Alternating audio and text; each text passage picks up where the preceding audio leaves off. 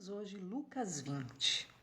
Lucas 20 inicia com Jesus ensinando no templo, anunciando o evangelho, ali pregando a palavra de Deus e de repente, como sempre, você vai ver Jesus sempre no mesmo ambiente, aparecem os principais sacerdotes, os escribas, os anciãos, indagando Jesus. Presta atenção.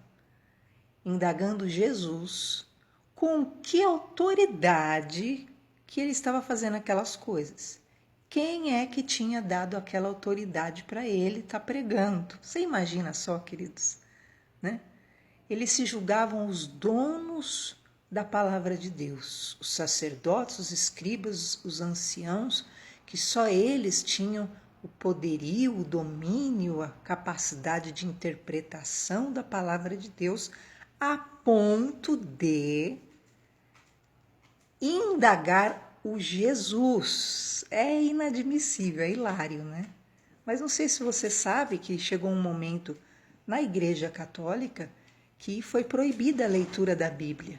Não sei se você já leu sobre isso, é importante, porque a alegação é que só o Papa tinha o dom de interpretar as Escrituras. Então, para que os leigos não se confundissem, na verdade não vissem o óbvio, né, que está lá na palavra de Deus, e abandonassem qualquer espécie de idolatria, qualquer culto à imagem, então eles se declararam os contentores da palavra de Deus. E assim se portaram os sacerdotes, os escribas, os anciãos. Eles se julgavam os donos da palavra de Deus. Quem é que vai pregar? Quem era Jesus, né, para pregar? Jesus, querido. Imagina o resto. E aí Jesus, como aquelas coisas não afetava, porque ele conhecia o coração, né? Ele pegava, mantinha a tranquilidade dele, aquela condição, né, de paciência, e ele falava: quem é que fez João Batista, né, pregar o que pregava? Quem deu para João Batista a autoridade? E aí os religiosos já pensaram: bom, se a gente disser que quem deu foi Deus, ele vai dizer por que então a gente nos converteu. Mas se a gente disser que foram os homens que deu autoridade para João Batista, então o povo vai apedrejar a gente. Aí eles disseram para Jesus: a gente não sabe não quem deu para João Batista a autoridade. Aí Jesus falou: nem tampouco eu vou dizer quem é que me deu autoridade para estar aqui pregando. Tremendo, né? Então eu quero dizer para você, a palavra de Deus é viva, é livre. E onde há o Espírito de Deus, há liberdade. Anuncie o Evangelho de Jesus, pregue aos quatro cantos. Você viu o ensino de ontem, que haviam pessoas que pegaram o seu valor e esconderam dentro de um lenço e enterraram, porque alegaram que o Senhor era mau, era perverso, era muito rígido, ia cobrar dele, e eles tinham medo para não fazer as coisas erradas, acabavam não fazendo. Faça aquilo que precisa ser feito pelo reino de Deus. Então, Jesus volta na parábola. Sempre Cristo entrava no quesito de parábolas. E ele conta a parábola de uma vinha arrendada. Havia um homem muito rico, um dono de uma vinha. E ele arrendou a vinha dele e deixou com os agricultores e partiu da terra. Na verdade, Jesus estava se referindo ao próprio Deus, Pai, que deixou a terra aos cuidados da humanidade, deixou a terra aos cuidados do ser humano. E diz que no tempo certo, aquele Senhor envia os seus servos para pegarem os frutos daquela terra, afinal a terra era arrendada. E aí, os lavradores que estavam cuidando da terra, diz a palavra, que eles espancaram quem Deus mandou. Aí, e punham para fora.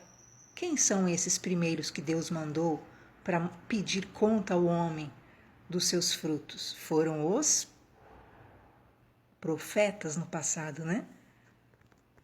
E então, a segunda vez, Deus manda os seus servos para irem pedir conta da vinha arrendada.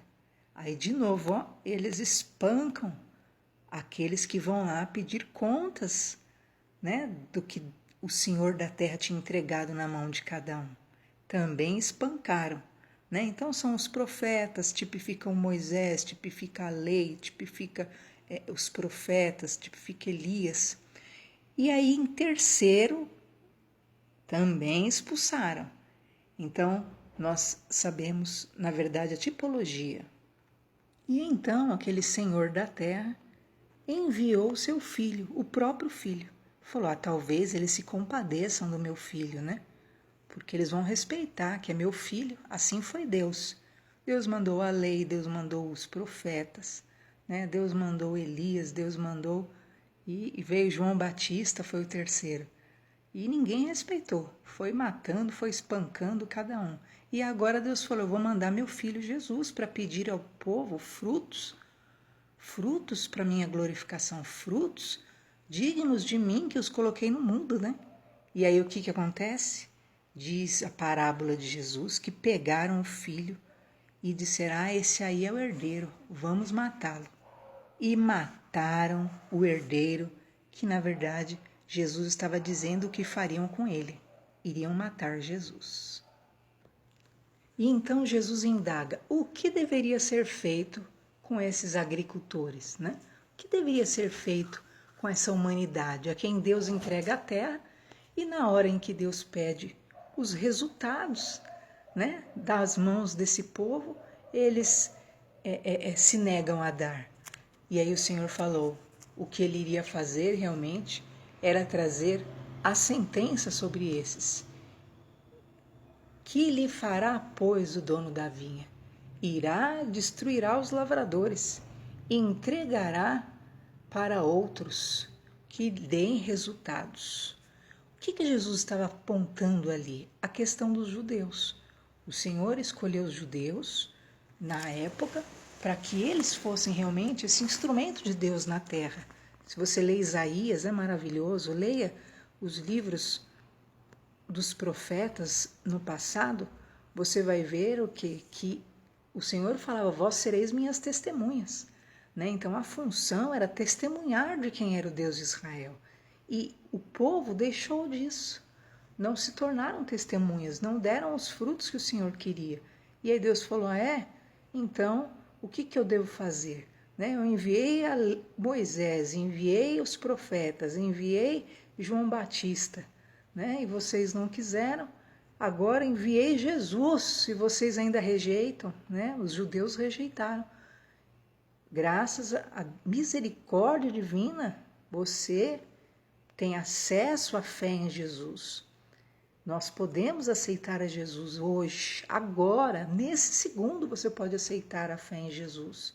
E realmente mostrar para que você está no mundo. Você está no mundo para agradar a Deus, você está no mundo para produzir frutos para Deus, com os dons que Ele te deu, com as qualidades que Ele te deu. Você vai ser produtivo para o Senhor. E quais são os frutos do Espírito, né? É amor, paz, alegria, longanimidade, longo ânimo, paciência, né?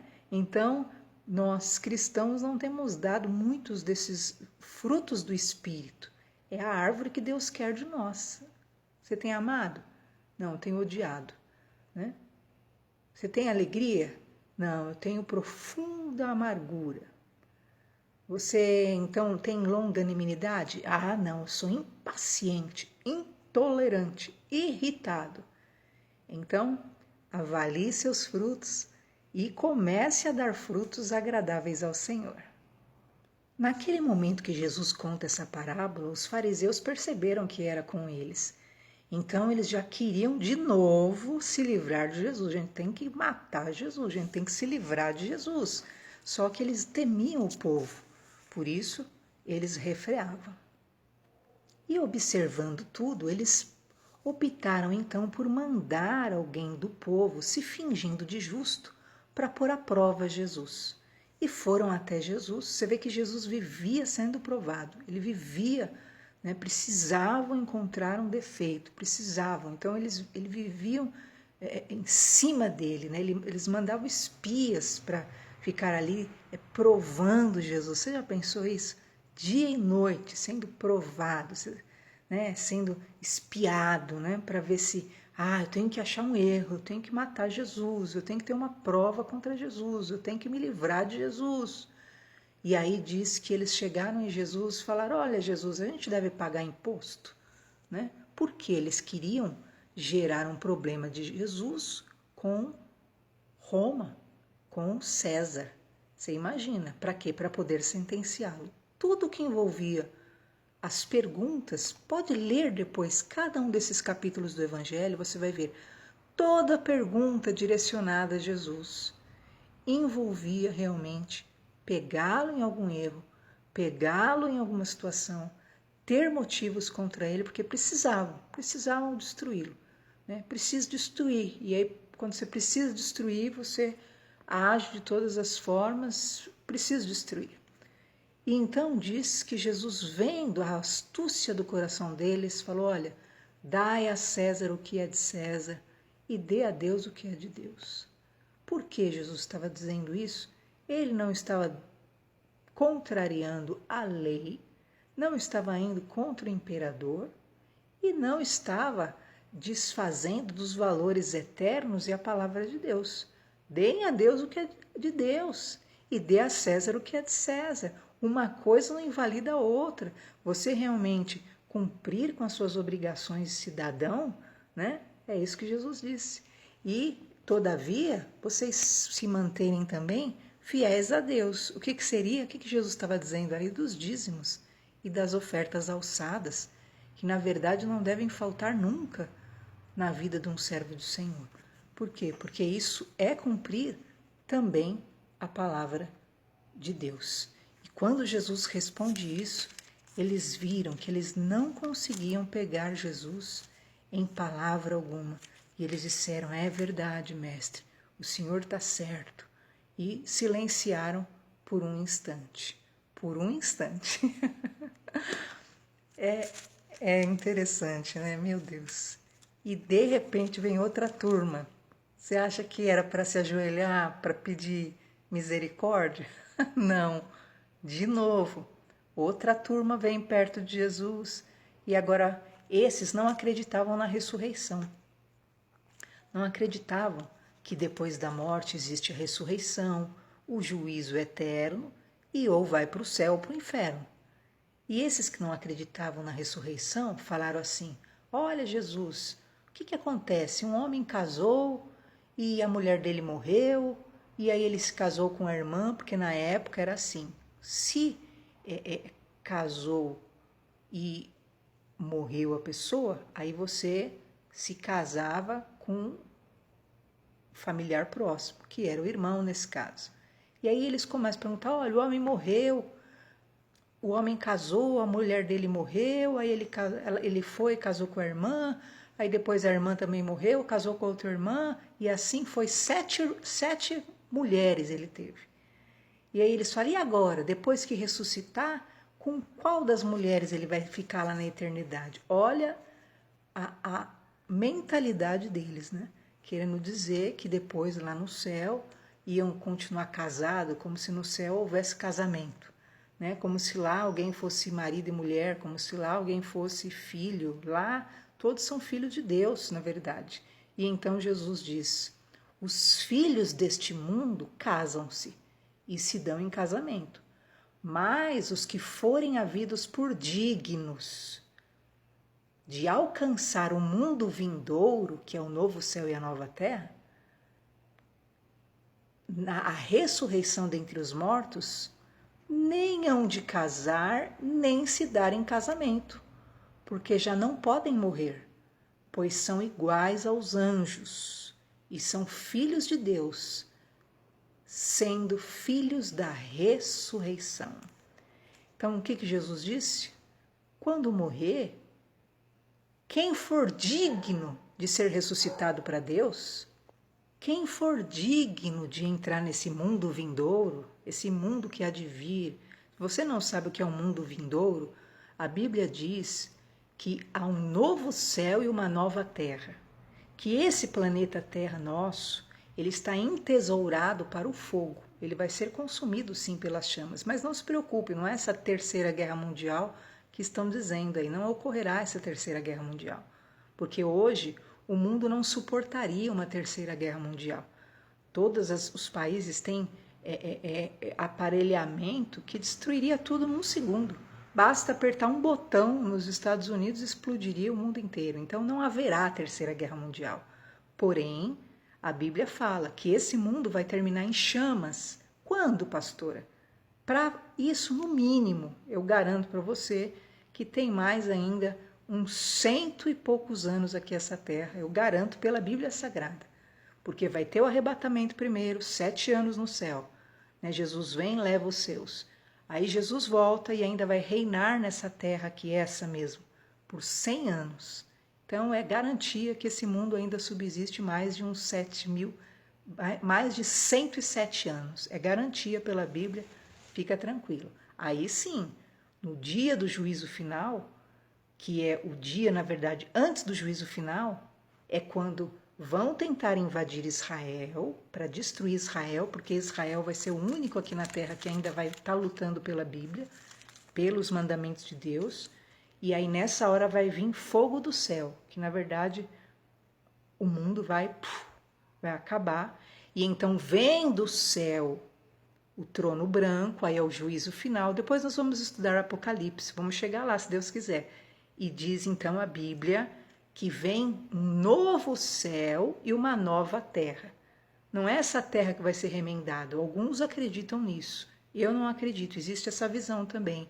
Mas eu não acredito. Eu acredito no novo céu e na nova terra que a Bíblia diz, porque Jesus falou que não se põe remendo novo em pano velho.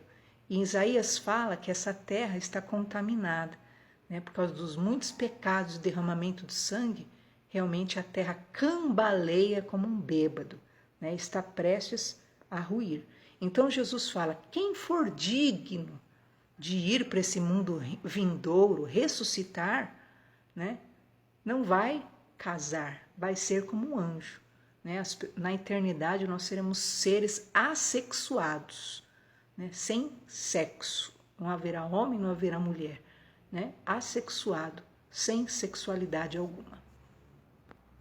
E então Jesus interroga a eles, quem dizem que eu sou? E aí falam para Jesus que acham que ele é o filho de Davi.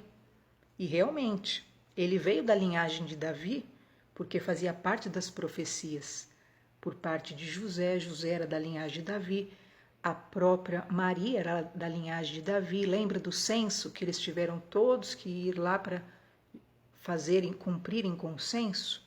Então, porém, Jesus fala, como que eu sou filho de Davi? Né? Jesus estava querendo quebrar aquela mentalidade deles, limitada, que ele era o filho de Davi. Ele não era o filho de Davi, ele é o filho de Deus. Né? Então ele fala, como que eu sou o filho de Davi, se Davi diz, direi ao meu Senhor,